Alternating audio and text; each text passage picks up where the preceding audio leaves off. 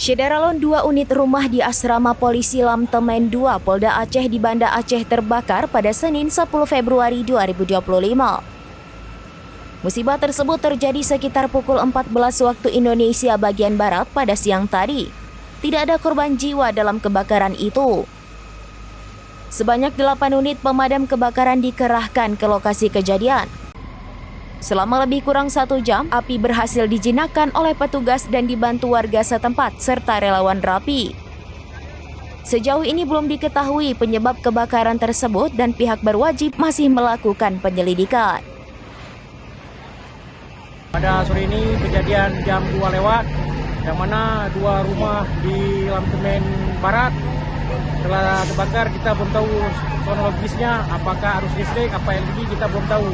Alhamdulillah kita dari Regu 1 Pemadam Kebakaran dan Penyelamatan Kota Banda Aceh cepat kita datang menghadapi hal yang tak diinginkan. Langsung kita ke lokasi.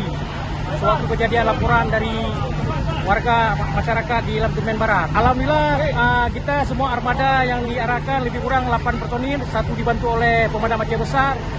Waktu lebih kurang kita di lokasi langsung 1 jam 25 menit. Alhamdulillah sekarang masih kita pendinginan di lokasi Lamtemen Barat samping Satlantas. Dari Banda Aceh, Henry, SerambiNews.com.